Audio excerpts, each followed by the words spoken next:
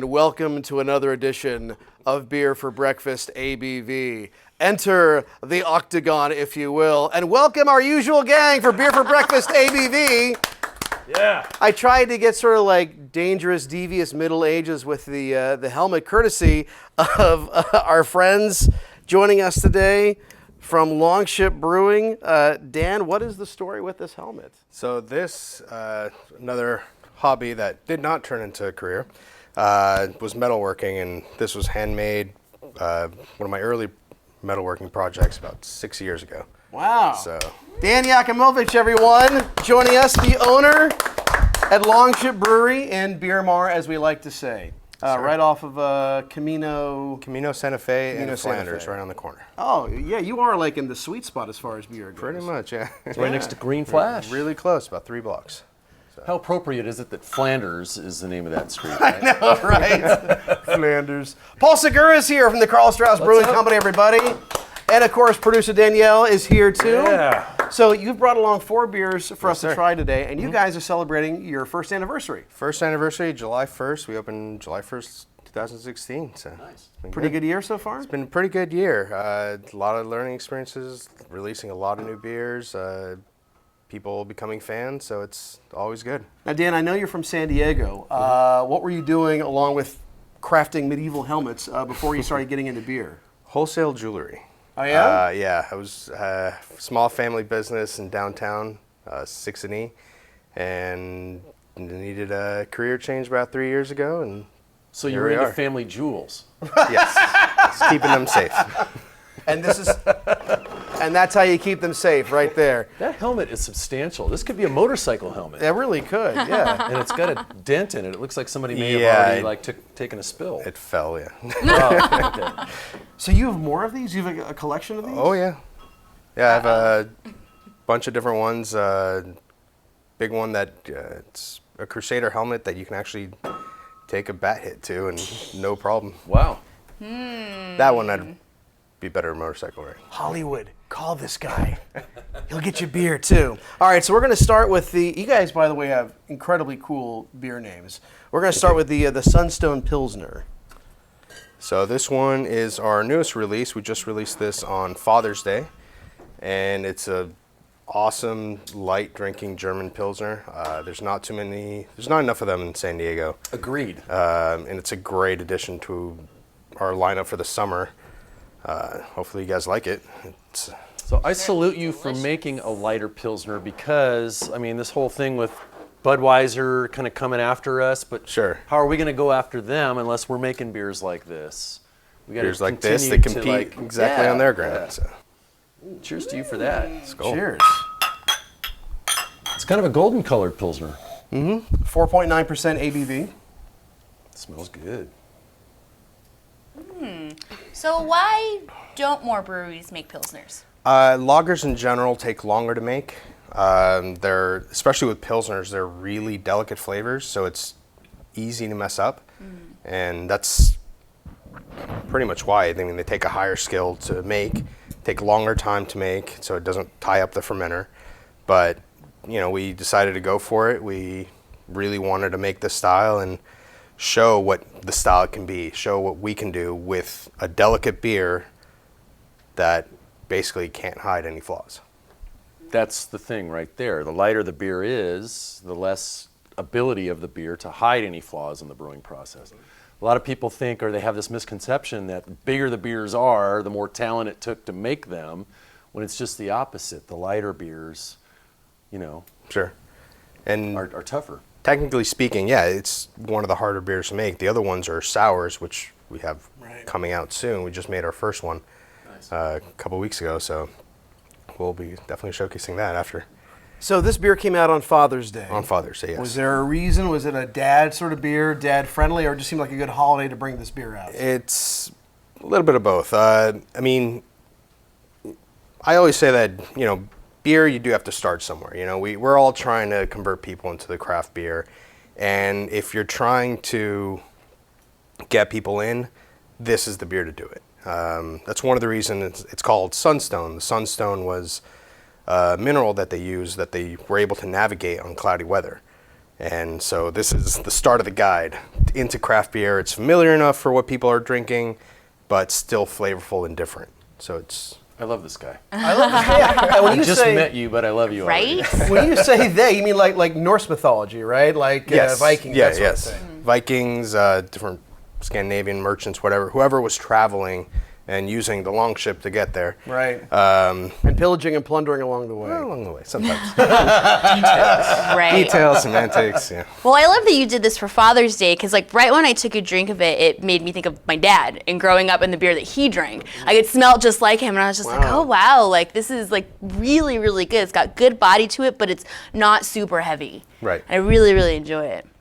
Well, and with the Norse mythology in mind and the cool names that you've developed along those lines, the next beer we're going to try is the Shield Wall IPA. Shield Wall IPA. Yes. Bit of a gear shift.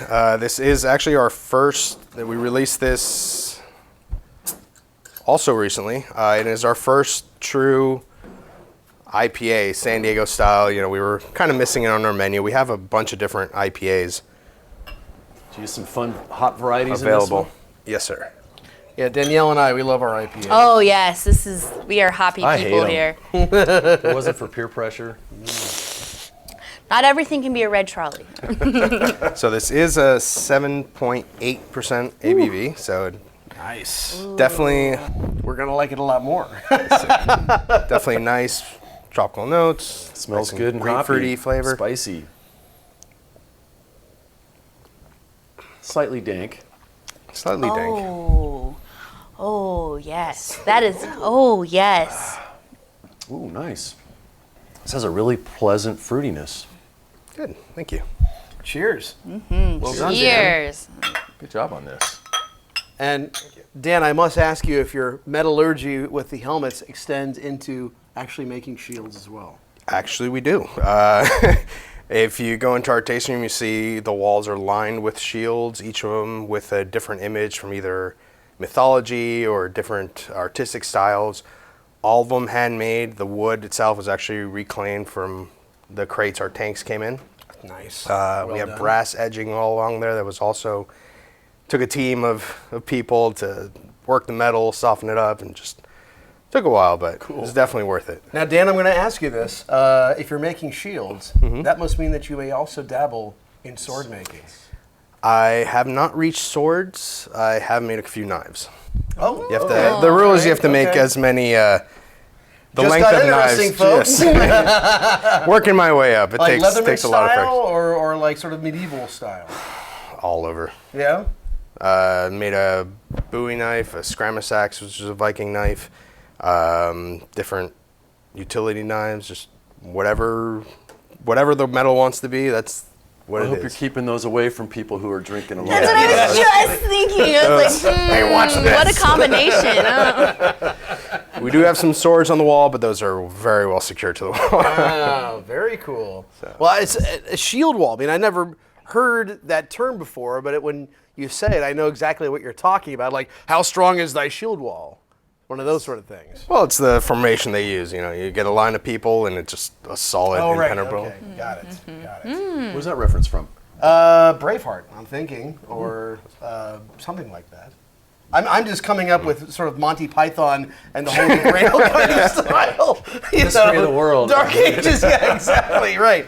But, all right, Shield Wall IPA, 7.8%. 7.8%. It's a good one. I'm liking this. I might have to have a second have one to taste it. later when the cameras are off. Yeah, nice lingering yes. finish to it. That's really, really good. Especially in a town that is just like so known for its IPAs. Absolutely. It's really, really good. That's a good point. You got to have a solid IPA in the lineup to keep people, you know. I think I Beer might start enthusiasts. adding that on because I keep saying that, you know, in such a saturated market, like there's no room for bad beer or bad attitudes, but there's no room for a bad IPA either. Like in this town, there's just no room. No, you get weeded out. And you brought along the Ragna Bock Doppelbock. Doppelbock. Nice. When we first released it, it was actually one of 5 breweries that had a Doppelbock on. Really? So it's not a common style. We actually get a lot of people asking us what it is. And it's essentially a strong, dark lager with a lot of roasted flavors, some dark fruit, prune flavors, but it's a low hopped, high malt flavored beer. Is this a year-round beer, or? This is not. We're releasing this once a year. This is our first award-winning beer, though. Congratulations. Thank you. Congratulations. Which competition? The New York International Beer Competition. It was All the right. first one coming up That's a when big we one. released it. So it's, we were very proud of it. It's a great beer. We had a lot of people looking forward to us bringing it back. Cheers to that. Yes, cheers. Yeah, congratulations. Congratulations. Cheers. Cheers. Oh yeah, it's got a little bit of cocoa Ooh. and slightly roast. Get some caramel in there. Wow, this has got a lot going on here. Finishes sweet like a Doppelbock should. And you won't expect it's an 8.1. Oh, this could get you in trouble. This is a sniper. Yes. Yes, it is. Again, the swords are safely adhered to the walls. So, all right, kind of like my first question, why aren't there a lot of Doppelbocks or in general out there? Same thing with the lagers. They just take a long time to make. This one took us 10 weeks in between the fermentation and just aging it. Yeah. So it's just ties up a lot of the fermenter space and bright tank space. So it's, some people don't want to do that, but again, it's the quality of the beer. We need to make it. Yeah. It's just. So do you have a really wanna do big it. brew house that you're able to we like have- have these? We actually don't. We have a 10-barrel system, so the system's meet good size, but we only have 3 fermenters and 2 brights. So we definitely dedicate, the time and patience to this beer. But as you can taste, it's worth it. You think a lot of breweries and craft beer outlets have moved to Beer Mar and this whole Camino, Santa Fe, Flanders area because there is some available space to put these kinds of systems in? Of course, At a decent rate? Yeah, the rent rate, space size. If you're looking for a bigger system, the ceiling height's a big issue. But yeah, it's mainly the rent rates and the space available. Because it's so that funny, draws because I'll so bet many people in. when all of these office parks were being built in the 90s or whatever, they weren't really imagining they'd have these craft breweries moving in, I mean, that makes them look extremely cool instead of just like being some boring storefront joint for like, a medical supply company or something. Sure.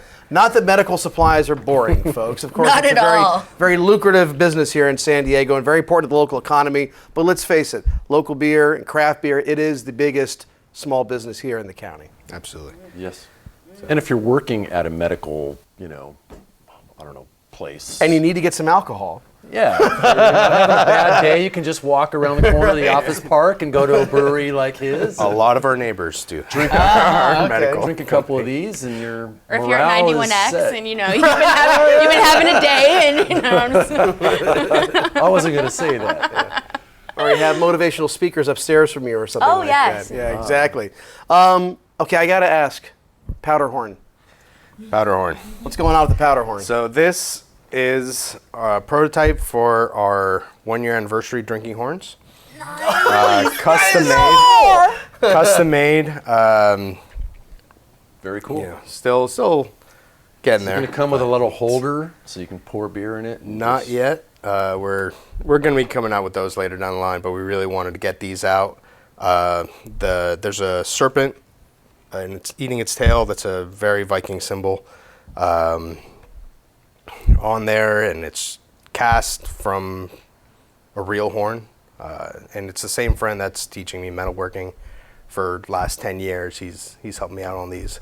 that's awesome. Laser So what's etched the piece of final walnut. version going to be made of? Like a ceramic? It's we really wanted to make them. They're each going to be unique in the painting, but we definitely wanted to make them food safe. Real horns have 2 big problems. One, if you don't seal them right, the beer tastes a little gamey, which for the Ragna Bock, maybe, but Pilsner definitely not. And also, we wanted to make sure that they were the same size. We're not giving one person a 12-ounce horn and another person a 20-ounce horn. It's just not fair. Hey, I want the bigger horn. And this is just great that you've got the Viking ship on here that's sailing to your beach to come kick your ass. This is great. All right, so we're going to try the final beer that you brought today, and that is the Hogan vanilla stout. Does that mean after Huguenots, the French middle class of the era? No, so like, we have a lot of fun with our names. We take it either from history, different artifacts that they had, or in this case, the mythology. In the mythology, Odin has 2 ravens that he sends out into the world to gather information for him. Their names are Hogan and Munin. So we named our vanilla stout Hogan, and we had a chocolate stout when we first opened called Munin. So the 2 ravens are 2 stouts that we've had on.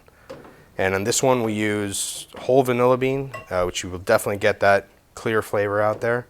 And it's just a really great stout to enjoy and not too strong. Are these both based off of like a big stout that you brewed in one fermenter and then just kind of split it off? No, they're completely different recipes, the 2 ravens, the 2 stouts, yeah. It smells really good. Each one kind of focusing on bringing out different flavors. This one's has a little bit of a smoky nature, also because of the vanilla beans, and it's a little bit sweeter. The other one's dry and goes more after a dark chocolate flavor. So we did a party where we had the 2 overlap for a little bit when we were switching them over, and we did a blend of it, which was fantastic. Oh, that was going to be my next question. That was going to be my next question. The 2 blend blended the 2? together worked out really well. It was delicious. Oh, this is delicious. That's excellent. Wow. Oh, wow. I can see adding a scoop of vanilla ice cream. Oh my God, absolutely. I will say the chocolate stout with the vanilla ice cream is by far my favorite thing. Really? Nice. Yeah, it's so good. This is delicious, Dan. Nice job. Yeah. So when I go Very visit your good job. brewery, I'm going to bring some ice cream with me and indulge right there at the bar. Won't be a problem. So I can this see a is big delicious. dark stout, being called like Odin's Raven or something, Well, we had 2 of them, so got to go name one each. Yeah. So what's going on at your anniversary party? So we have a lot of plans for the anniversary. We're going to be opening up the back area. We have a roll-up door in the back, setting up a little patio. We have a barbecue food truck coming in and providing food, and that's part of the tickets. We brewed our Belgian Triple as our anniversary beer. It's a 10% delicious beer.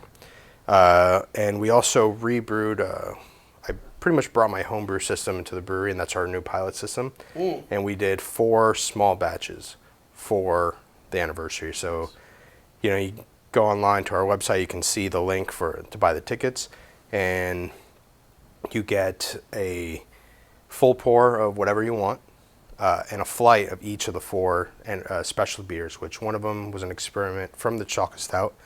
It's a chocolate orange stout.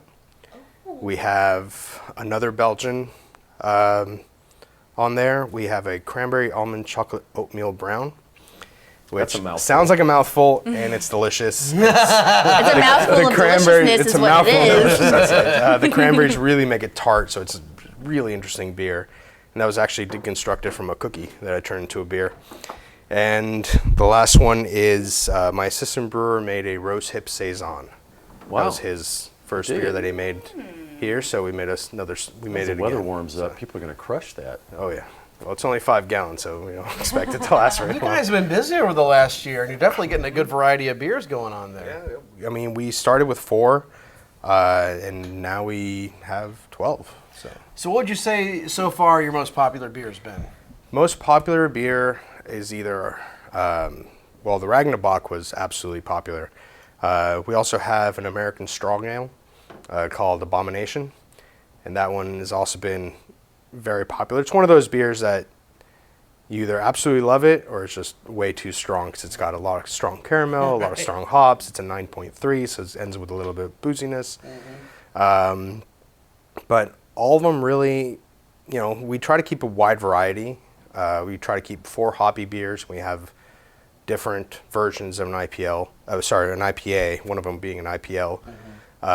We try to keep a couple mid-ground beers. We had a nice amber, we have a red, a brown, and some dark beers as well. So we try to keep something for everybody.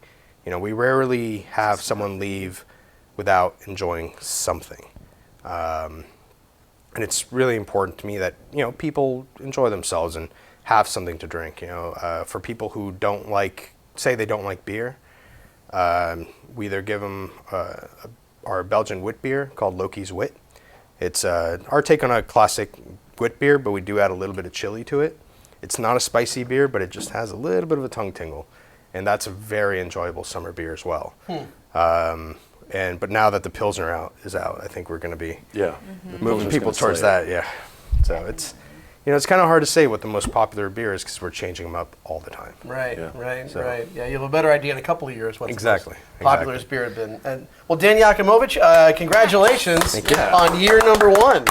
Well done. Thank you for bringing by these different beers. And again, your first anniversary is happening on July the 1st. July 1st, yes. Now, there's more information at longshipbrewery.com. That's longshipbrewery.com. You're located over on Camino Santa Fe in Miramar, Mason. Yeah. And we'll get all the beers online so you can see what we had. And again, I want to say thank you for bringing by the horn and the helmet. And I got to tell you, if this is your hobby, you got to keep it up. And I was going to don the helmet again, but really, this is designed more for a guy like Paul. Look at this. Oh, yeah. There you go. Wow. It works. Yeah, it doesn't interfere a whole lot. Safety first, always. Oh, yeah. Well, this is safe. Wow. You're going to drive home with that on, right, Dan? Of course. You must be a blast at airports. I love you. Dan Yakimovich, thanks for coming by. Producer Danielle, Paul Seger from the Carl Strauss Brewing Company. Thanks for joining us for another edition of Beer for Breakfast ABV. You can catch up with previous editions at 91x.com and also check out Beer for Breakfast on the radio at 8:45 a.m. Friday mornings. All of that can be found at 91x.com. Thanks for joining us. Now you may return to the drudgery of your normal job. Get back to work. What would they say if you're in the slave ship? Row. And then row faster. I don't want you to be my boss anymore.